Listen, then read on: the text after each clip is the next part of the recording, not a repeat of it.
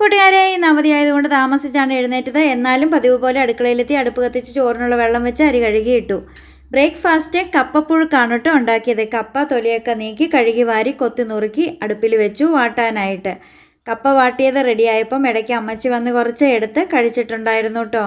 അപ്പോൾ നമ്മളിത് തേങ്ങയൊക്കെ അരച്ച് ചേർത്തുണ്ടാക്കുന്നതിനെയാണ് കപ്പപ്പുഴുക്കെന്ന് പറയുന്നത്. തേങ്ങ പൊട്ടിക്കുന്ന ഒച്ച കേട്ടപ്പോഴത്തേക്കും ആൻസൂടൻ ഓടിപ്പാഞ്ഞു വന്നു തേങ്ങ വെള്ളം കുടിക്കാനേ.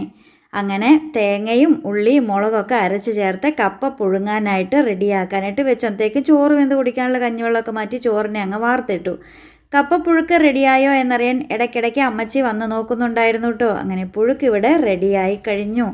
പുഴുക്കിന് എന്തായിരുന്നു കറി എന്നറിയാമോ? മീൻ വറുത്തതുണ്ടായിരുന്നു, ബീഫ് കറി ഉണ്ടായിരുന്നു, മീൻ കറി ഉണ്ടായിരുന്നു. അങ്ങനെ നല്ല കേര മീൻ കറിയും ഫ്രൈയും ഒക്കെ കൂട്ടി ഞങ്ങളങ്ങ് ബ്രേക്ക്ഫാസ്റ്റ് കഴിച്ചു. ബാസ്കിമോന് നല്ല മുട്ട വാട്ടിയതും കൊടുത്തിട്ടുണ്ടായിരുന്നു കേട്ടോ. ടാറ്റാ.